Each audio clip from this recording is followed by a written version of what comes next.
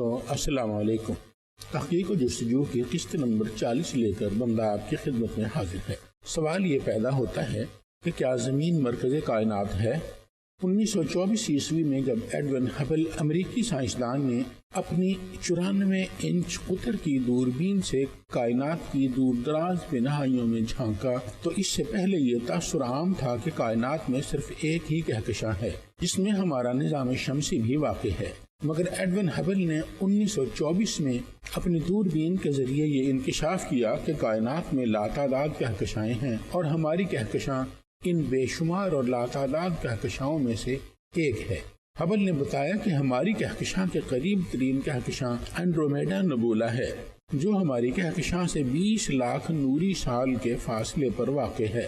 یہ کہکشاں ایک متعینہ رفتار کے ساتھ حرکت پذیر ہے اور ہماری کہکشاں سے آگے ایک مخصوص رفتار سے دوڑتی چلی جا رہی ہے۔ اس کے بعد 1929 میں ہبل نے اپنے مشاہدات بیان کرتے ہوئے بتایا کہ کائنات پھیل رہی ہے۔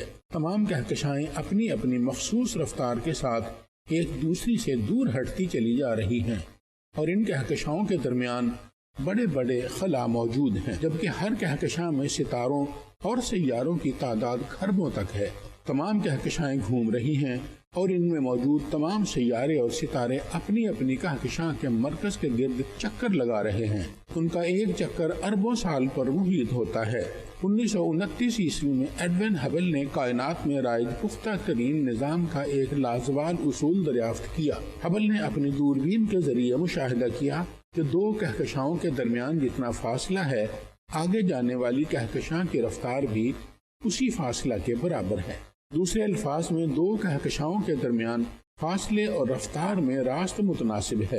اگر بنظر غیر دیکھا جائے تو یہ اصول کتنا بڑا گواہ ہے خالق کائنات کی موجودگی اور اس کے کائنات پر مکمل مختار ہونے کا کہ اس نے کائنات کو تشکیل کرتے وقت اس بات کا مکمل طور پر خیال رکھا کہ کہکشائیں آپس میں ٹکرا نہ جائیں۔ خالق نے ان کہکشاؤں کے فاصلے اور رفتار میں راست متناسب کا اصول رائج کر کے کہکشاؤں کو آپس میں ٹکرانے سے باز رکھا۔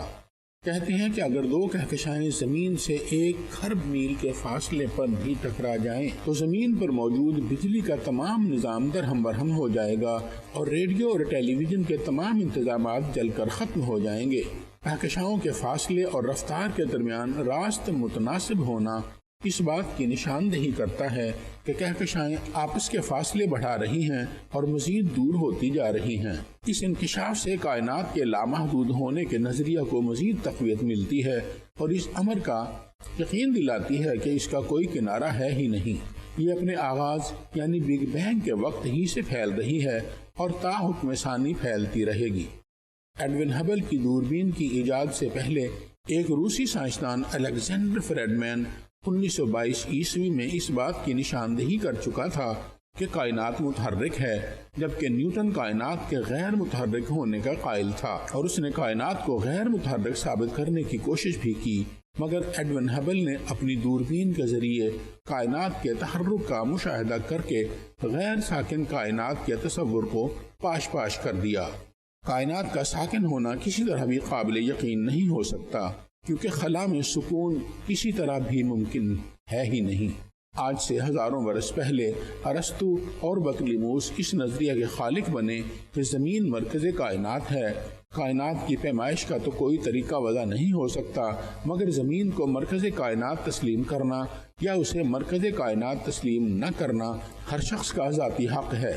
اس کی مخالفت اور موافقت میں کوئی دلیل کارگر ثابت نہیں ہو سکتی۔ جہاں تک زمین کے حالات و واقعات اور خالق کائنات کی طرف سے زمین کو ترجیحاً نوازنے کے حقائق کا تعلق ہے تو زمین واقعی مرکز کائنات ہو سکتی ہے۔ ممکن ہے خالق کائنات نے زمین کو مرکز کائنات بنا کر ہی اس پر اشرف المخلوقات یعنی انسان کو بھیجا اور کائنات کا مخدوم اس طرح قرار دیا کہ وَسَخَّرَ لَكُم مَّا فِي السَّمَاوَاتِ وَمَا فِي الْأَرْضِ۔ ترجمہ کچھ یوں ہے، اور تمہارے تابع کر دیا ہے جو کچھ آسمانوں اور زمین میں ہے۔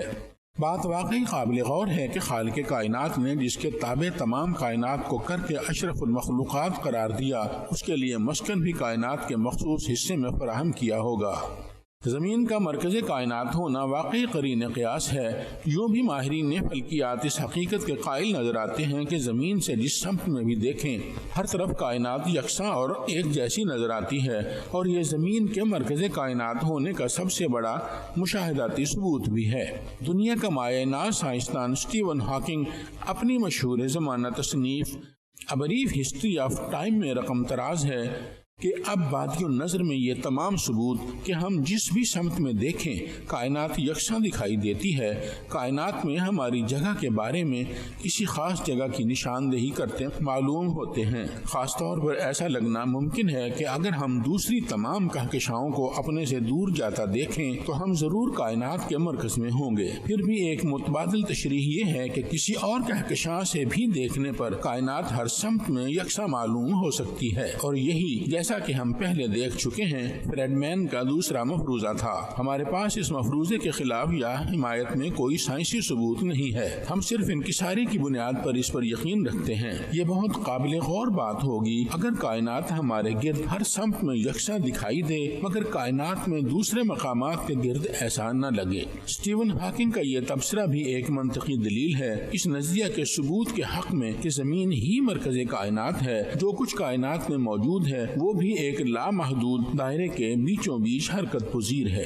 یوں بھی کہا جا سکتا ہے کہ کائنات میں موجود تمام مادہ طواف کرنے کی شکل میں گھوم رہا ہے، اور مرکز میں زمین ہے، اور زمین پر خالق کائنات کی تجلیات کا مرکز خانہ کعبہ۔ عزیز دوستو، تحقیق و جستجو کی قسط نمبر 40 یہاں پر ختم ہوئی۔ مزید اقساط کے ساتھ جلد ہی انشاءاللہ تعالی آپ کی خدمت میں حاضر ہوں گے۔ تب تک کے لیے اجازت دیجیے، اپنا خیال رکھیے گا، فی امان اللہ۔